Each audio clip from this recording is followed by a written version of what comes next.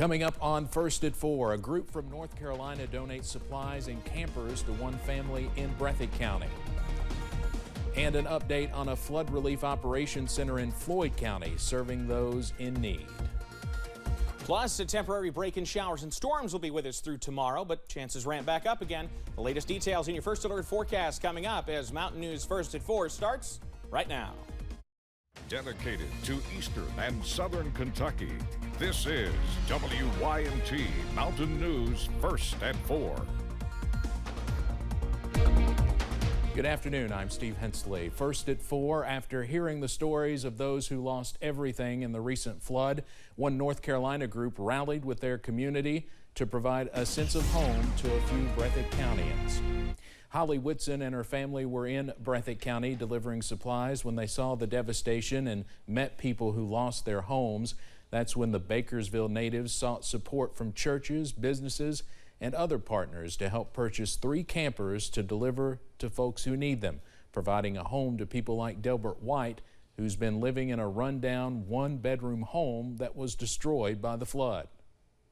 You don't know the people that love you. I mean, it is just unreal. And I thank God for that too. And I thank God for the people that helped me, and God bless them. This was the first time Whitson and her family have done anything like this. She says she feels as though God opened a lot of doors to make this happen. In Floyd County, the Flood Relief Operations Center has been serving people for weeks, giving cleaning supplies, food, and more to folks in need. With FEMA outside and donations and shelters set up inside, flood victims have been showing up to fill their cars with supplies as communities work to clean up and move forward. Volunteers and organizers of the Relief Center say they are seeing a lot of needs met thanks to the work of neighbor helping neighbor. It just more strongly for me, it's what we already know about these mountain folks, that we all pull together when times get tough. Organizers say the immediate cleaning supplies and more have been met, but a need for appliances and beds is still there. Hear more from the Operations Center coming up tonight at 6. The flood took a lot from many people, but for one man in Letcher County, it took decades of his artwork. 88-year-old Doug Adams retired as an art teacher at Letcher County Central High School this year. His start to retirement now turning into a nightmare as his art studio in Whitesburg was flooded. Paintings and sculptures he worked years to make now trashed, and he says he was in disbelief when he was finally able to get into his studio, seeing his art tossed from one side of the room to the other. That's what I was doing all this for, because I knew I was going to retire and I wanted to have a quantity of work that would be available for sale, which would have helped my retirement fund. Adams says he lost about $60,000 worth of art and equipment, but what the art meant was priceless. Emily Bennett will have more from Adams coming up tonight at 6.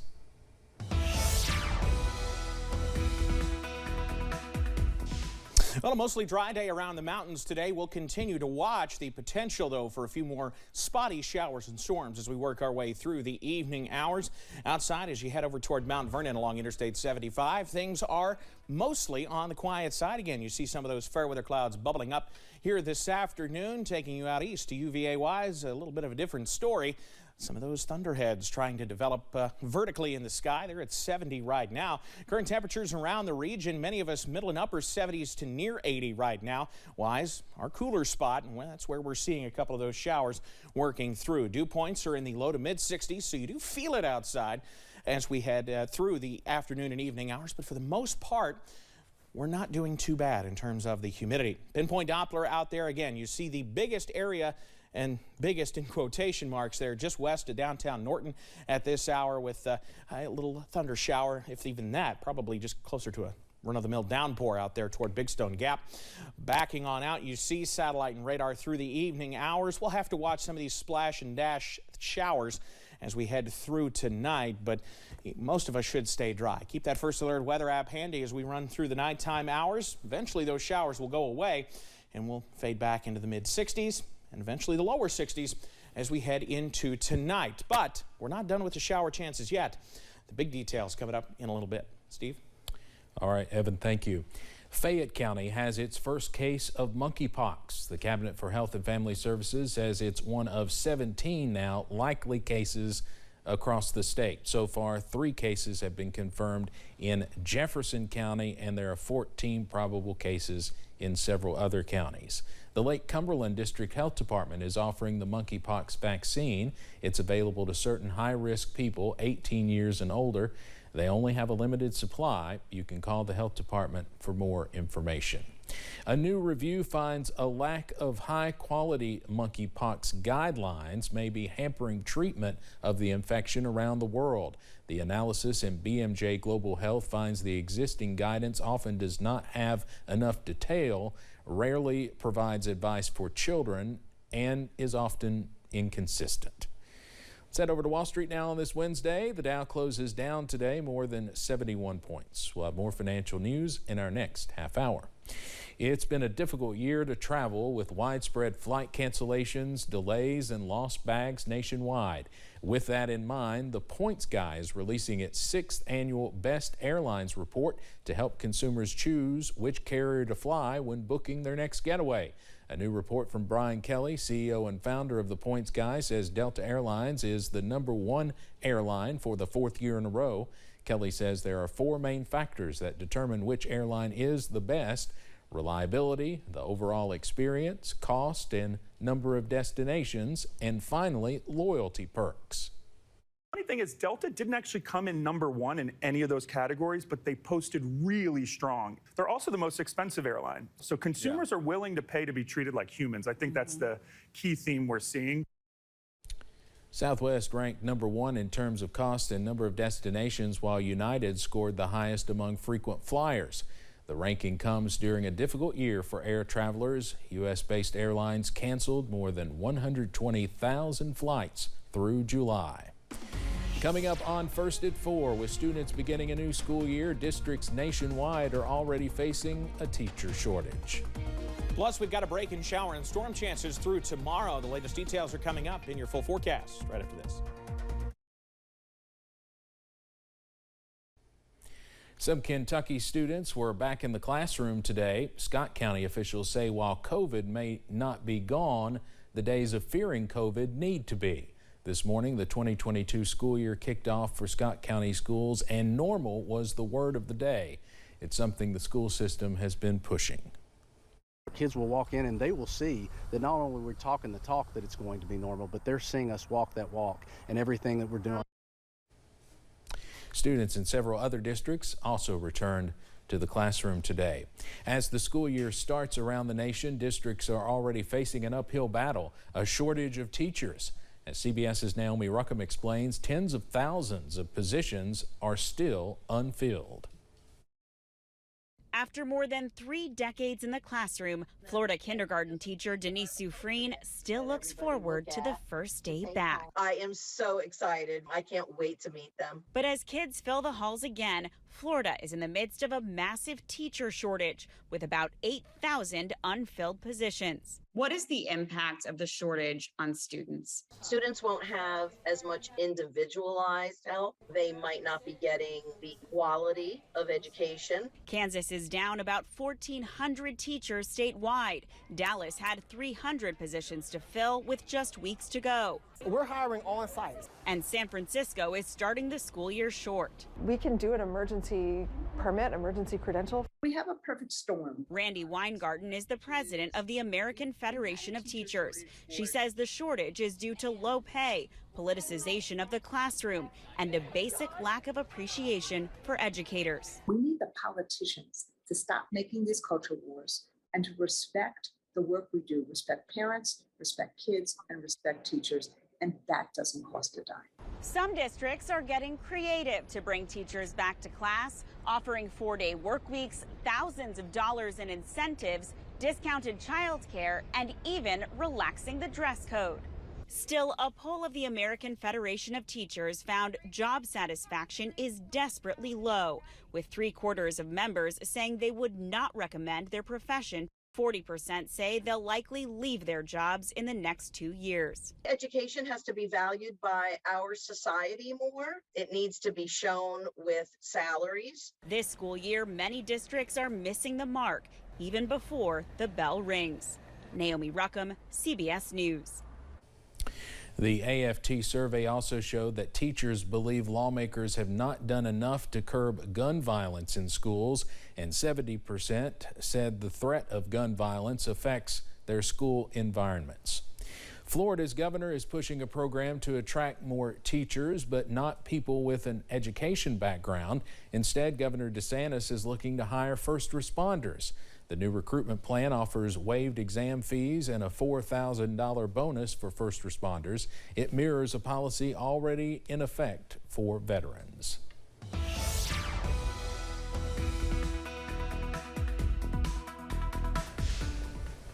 Well, not a bad hump day out there. No, not at all.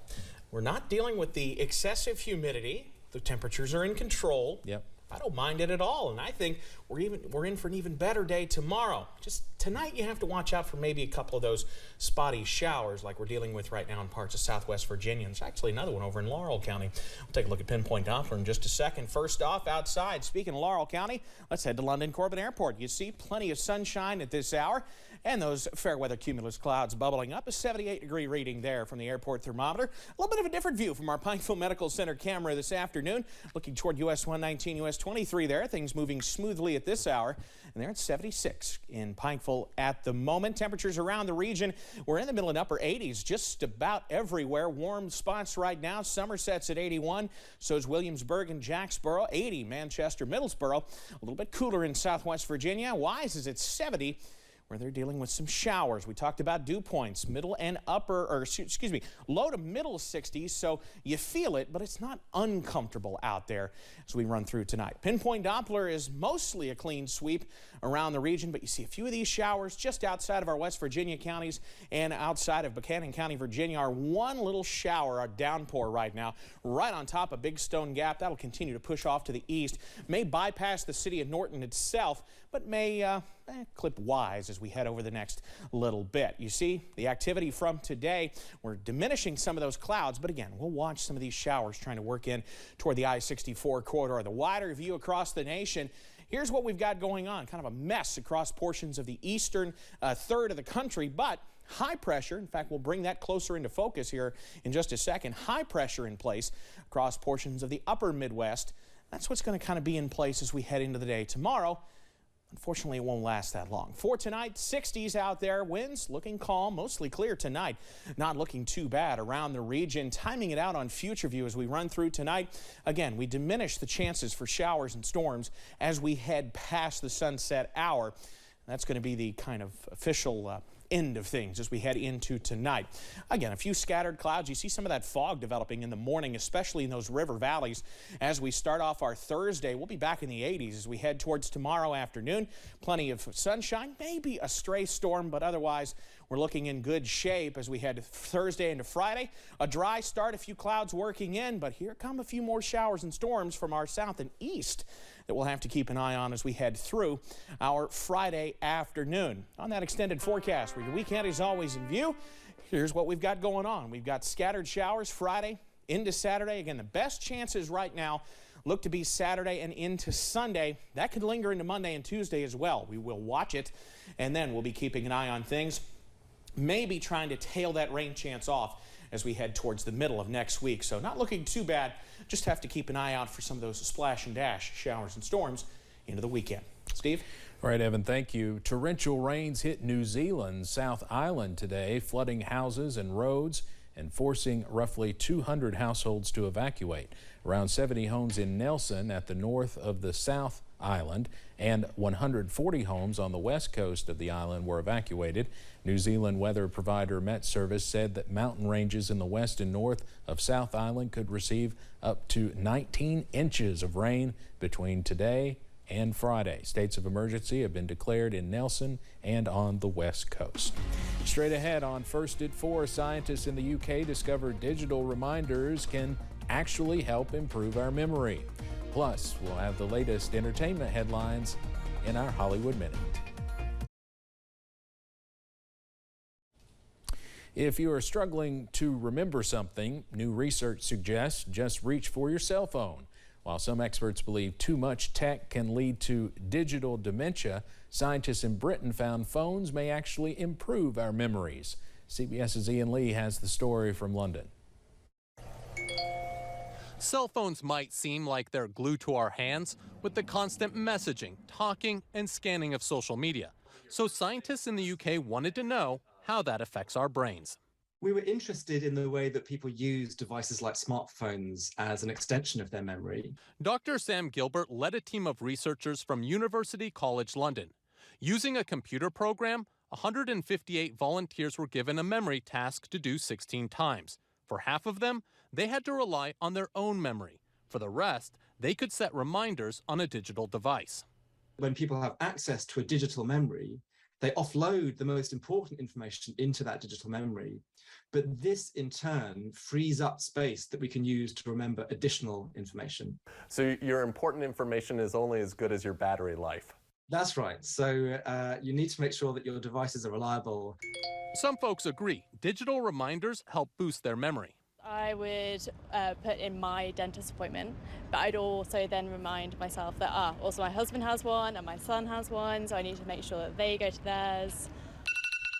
Others aren't convinced.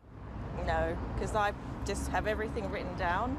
But researchers say remembering to outsource your memory just might improve it. Ian Lee, CBS News, London.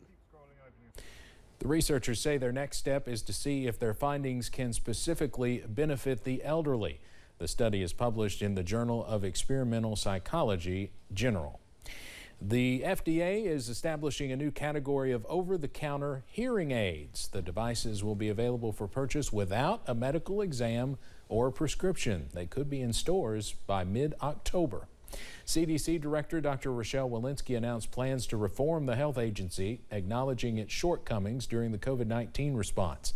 The plan calls for a new action-oriented culture emphasizing accountability, collaboration, communication, and timeliness, with big changes in the agency's messaging, like getting rid of confusing and overwhelming guidance documents. There are also plans to get data and science published faster, with the idea of producing data for action, not for the sake of publication. Two films in today's entertainment spotlight: a documentary that looks at a famous person in a different way, and a drama that takes a historical look at a very topical issue. Here's David Daniel with the Hollywood Minute. A hollow and tormented marriage are giving the British media and its public little else to talk about. Just give me one question, right? She's been pushed from the word go. It's the media that's causing the problems. Leave them alone. The Princess takes a different approach than most films about the late Princess Diana. Instead of trying to get inside her head, Ed Perkins' documentary tells her story through contemporary media coverage, trying to determine what the public's fascination about Diana said about us. It somehow got under our collective skin. It became part of our sort of collective understanding of who we were in some way. And the film really is sort of trying to unpack that and ask why. The Princess is now playing on HBO Max.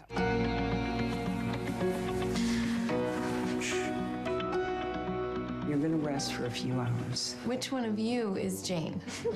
We're all Jane. Here's your first look at Elizabeth Banks and Sigourney Weaver in Call Jane, a fictionalized take on the underground network that provided abortions pre-Roe v. Wade. The drama opens in theaters October 28th. In Hollywood, I'm David Daniel. Coming up, a case of monkey see, monkey do ends with a primate's call to 911. That and more in today's viral videos. Now to our viral videos. Remember back in the day when sitcoms used wild animals for zany laughs? Well, a case of a mysterious 911 call in California turned out to be nothing but sitcom-style monkey business, thanks to a playful primate named Route with sticky fingers. After San Luis Obispo authorities received a 911 call that abruptly hung up, deputies responded to the scene to investigate. What they found at a wildlife conservation center was Route pushing buttons on an unattended cell phone and calling police by mistake. She sees me all the time, texting and playing with the phone, so I think that's pretty much what she did. It was a clear-cut case of monkey see, monkey do, and deputies determined no harm, no foul. Well, we'll watch as a group of caving enthusiasts make a deep descent into discovery, finding and mapping what's turned out to be the deepest cave in all of Australia. Members of the Southern Tasmanian Caverniers plunged into the pitch-black chasms to meticulously map the entirety of the cave, nicknamed, get this, the Delta variant. All 1,315 vertical feet.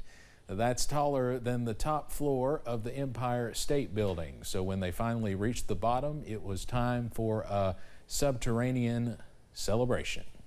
Stay with us, more First at 4, right after this.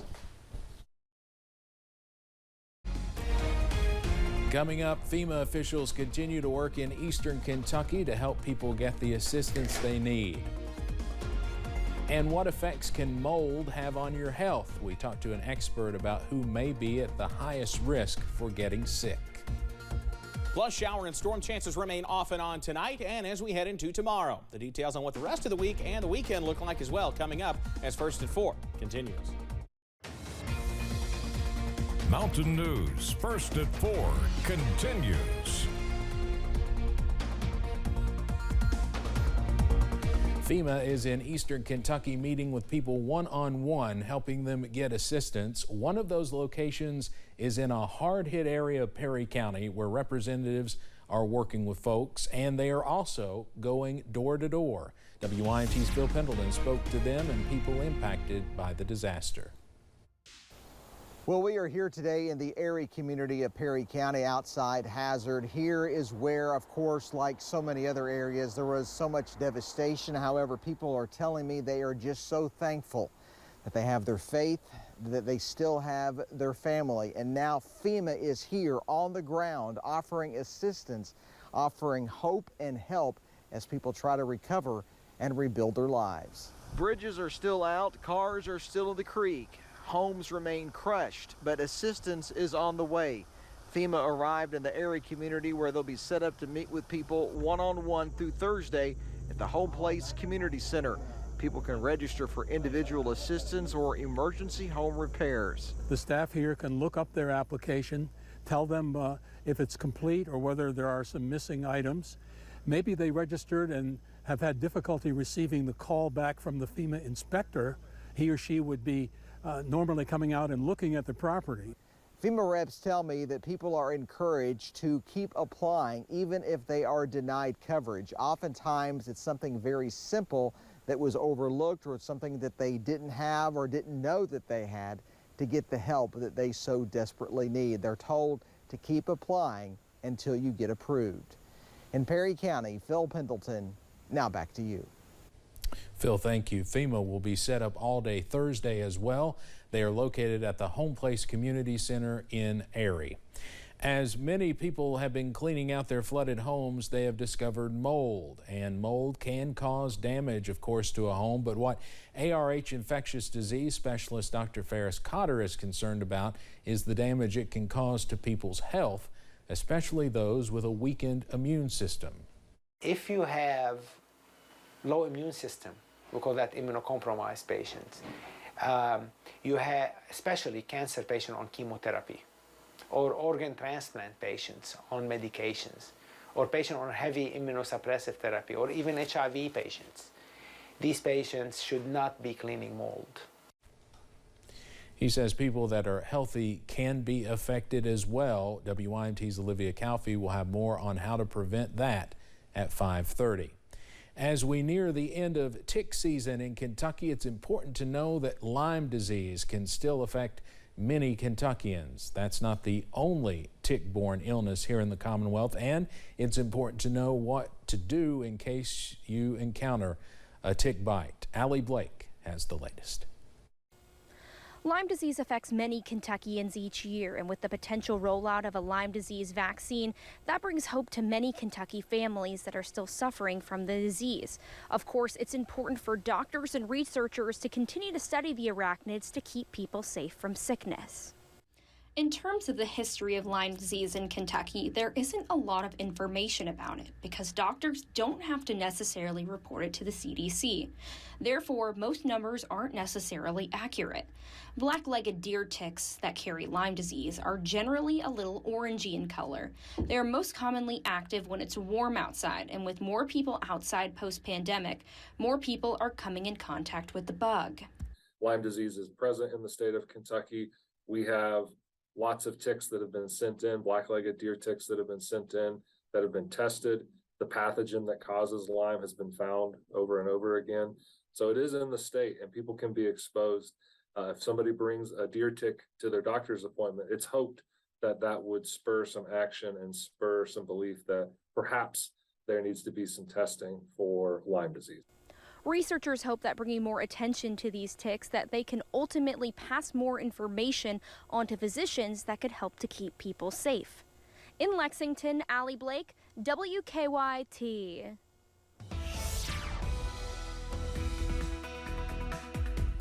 And continuing to watch a few showers bubbling up out there as we run through the evening hours, but we should start to see those diminish as we head towards the sunset hour. And then we're in pretty good shape as we head into tonight. Outside right now, downtown Whitesburg, Mountain Comprehensive Healthcare, looking pretty nice at the moment. We've got just a few of those fair weather clouds out there, kind of blocking the sun, but Whitesburg all dry. It's to your south and east that we've got the rain right now. Temperatures middle and upper 70s to right around 80 as we head out there. We're below average. We should be about 85 this time of year, and we're sticking around the lower 80s. Dew points also not too bad, at least by mid-August standards. It'll be muggy in the spring, but for a late summer day, not too bad. Into the low to mid 60s out there, even a few 50s trying to sneak in. I see you, Harlan. Pinpoint Doppler outside. Most of this is just ground clutter not reaching the ground. We may have a few of those areas into portions of Wayne and Logan and Mingo counties in West Virginia, trying to see those showers move in, and across southwest Virginia as well into portions of Wise and Lee counties. That's where we've been seeing the bulk of the action, and it's really not that much. It's mostly light showers, but we'll watch some areas as well down there near the Laurel-Whitley County line as we go through the evening. Keep that WYMT First Alert weather app handy. We'll continue to see things calm down tonight. We're back in the 70s as we head through the overnight hours, falling into the 60s by tomorrow morning. The latest on when we could see a return to some showers and storms coming up in a bit. Steve? Evan, thank you. A Russian supply base deep in territory controlled by Moscow just became a target. Fires and explosions continued overnight in Crimea, the region that Russia seized from Ukraine in 2014. Ukraine has not claimed responsibility, but its president is praising civilians for giving information to its intelligence services. CBS's Charlie D'Agata was nearby in southern Ukraine following the increased fighting. The electricity substation up in flames. Exploding ammunition at a weapons depot. Orchestrated attacks following last week's assault on an airbase. Creating chaos in Russian-controlled Crimea appears to be part of the strategy in Ukraine's push to retake neighboring Kherson, where we visited villages liberated by Ukrainian troops but still under fire. Dina Skovkorodko, community leader of Zagradivka, told us residents have just fractions of a second to react to the shelling. Sometimes you don't even have time to reach a safe place, she said. If you're in the garden, you fall to the ground in the garden. We're standing in a province that is largely under Russian occupation, and schools like this and villages like these are under constant bombardment. And now they're preparing for the counterattack likely to be launched from this region. Volodymyr Pashok returned with his young family after fleeing under gunfire when Russian troops overran this village. Are you prepared for what may happen in the weeks and months ahead? I know that the intensity of warfare is going to rise, he said. I'm sick and tired of it. Sadly, 6-year-old daughter Nastya has more combat experience than most soldiers. When your daughter gets frightened, what do you tell her? She knows when the Ukrainian army is shooting, says Mother Alyona, but when she hears incoming shots, she hides in the house. She tells me, I hear a howitzer, or that was a tank shot. She knows everything. The father told us he came back before his family to make sure the house was safe, only to find out that Russian soldiers have been using it to store weapons. They set up booby traps in the kitchen and the bedroom that explosive teams had to defuse and clear out. Charlie Daggett, CBS News, Kryvyi Rih, Ukraine. Expedition 67 Commander Oleg Artemev and flight engineer Denis Matveev, both of Roscosmos, began a spacewalk at 9:53 this morning to continue outfitting the European robotic arm on the International Space Station's Nauka laboratory by opening the hatch of the Poisk docking compartment airlock. The duo is installing cameras on the European robotic arm, relocating an external control panel for the arm from one operating area to another, removing launch restraints near the two end effectors or hands of the arm, and testing a rigidizing mechanism on the arm that will be used to facilitate the grasping of payloads. NASA's $4.1 billion space launch system moon rocket was hauled out of the iconic vehicle assembly building yesterday for a 4.2-mile overnight trip to Pad 39B, setting the stage for a long-awaited maiden launch to send an unpiloted Orion deep space cruise ship on a voyage around the moon. Once the mobile launcher is lowered onto pedestals atop the pad, engineers will connect power, data, propellant lines, water lines, and other systems to prepare the rocket for exhaustive pre-launch tests and checkout. If all goes well, the team will start a 46-hour, 10-minute countdown at 10:23 a.m. August 27th, setting the stage for blastoff at 8:33 a.m. on Monday, August 29th, kicking off a 42-day flight to send an unpiloted Orion crew capsule around the moon and back. Straight ahead, traffic deaths are increasing as drunk driving continues to cut thousands of lives short each year. Plus, more showers and storms are headed into the forecast as we head into the next couple of days. The full details coming up. Now for our Money Watch report today, the Dow closes down more than 171 points. The NASDAQ loses more than 164. Well, Dunkin' has a new fall-flavored treat that's a special collaboration with Goldfish. Pumpkin-spiced graham snacks shaped like the iconic fish. They go on sale at retailers including Walmart, Target, and Kroger beginning September 1st, though a limited amount will be offered up tomorrow via TikTok. Other pumpkin-flavored treats will be available at the donut chain starting today. A big victory for Walmart in its pregnancy discrimination case. A judge ruled the company's temporary light-duty policy lawfully only covered workers injured on the job and did not illegally exclude pregnant employees. Walmart claimed the policy was limited to workers injured on the job to help reduce its costs and help build employee morale.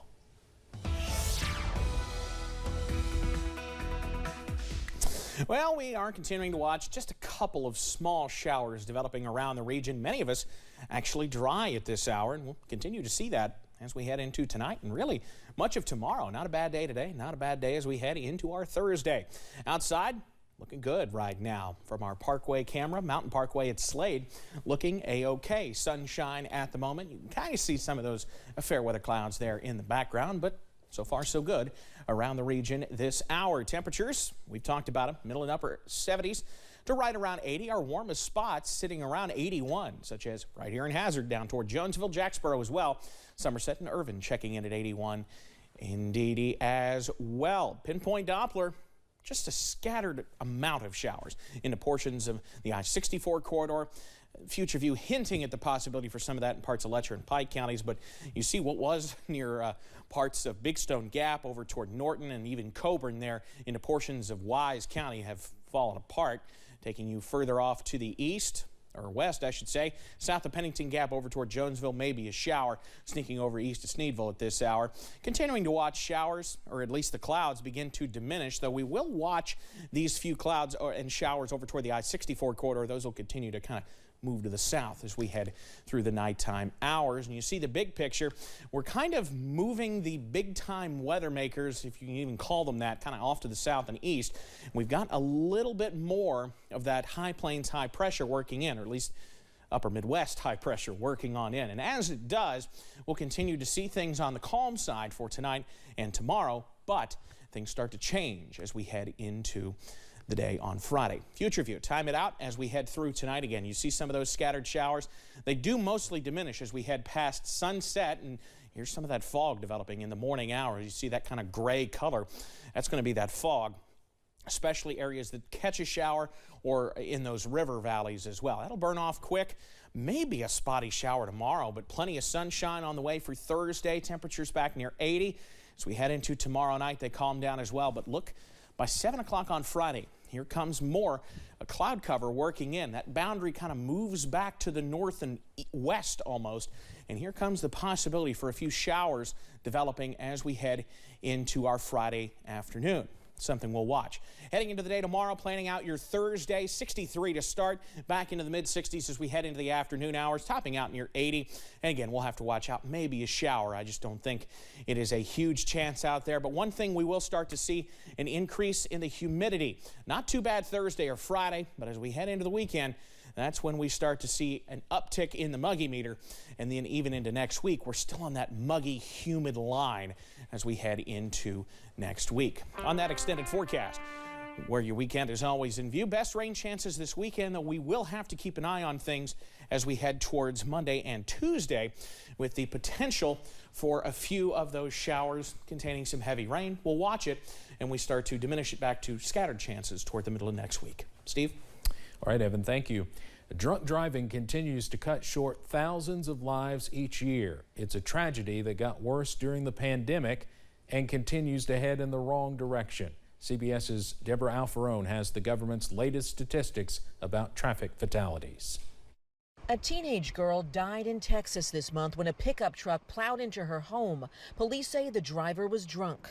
Justice for Bailey! In Michigan, a driver was charged with killing college student Bailey Broderick while under the influence. She was sunshine and amazing. She was just amazing. Traffic deaths are on the rise for the third straight year. The National Highway Traffic Safety Administration estimates more than 9,500 people died in crashes in the first quarter of this year alone. That's about 7% more than the same period last year, and the highest number in 2 decades. About a third of all crashes are consistently due to driving while impaired. Almost everyone knows of someone killed in an impaired driving crash. Administrator Stephen Cliff says the trend worsened in the first year of the pandemic when more than 11,000 Americans died because of impaired driving, equivalent to the population of the entire city of Cocoa Beach, Florida. When everyday life came to a halt in March 2020, risky behaviors skyrocketed and traffic fatalities spiked. We had hoped these trends were limited to 2020, but sadly, they aren't. Starting now through Labor Day, safety officials are launching their annual Drive Sober campaign and increasing law enforcement to try and cut down on impaired driving. Megan Carter lost her twin brother in a drunk driving crash when they were 19. Jonathan's life was stolen that evening. My parents were robbed of their son. Now, with Mothers Against Drunk Driving, she's working to create a future with no more victims. Debra Alfarone, CBS News, Arlington, Virginia.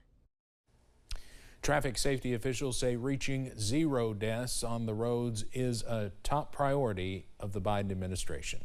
We'll be right back. Here's a look at what we're working on for Mountain News beginning at 5:30. One communications company is waiving all late and past due fees in August due to the flooding. Shaping Our Appalachian Region is trying to help students affected by the recent flood. Plus, a Pikeville veteran is getting some national recognition. We hope you'll join us again beginning at 5:30. And look ahead to the weekend. We've still got plenty of sunshine as we next a couple of days, but we'll watch some scattered showers and storms. We'll have a 30% chance both days, but I think the better chances on Sunday. Mid-80s for daytime highs, mid-60s overnight.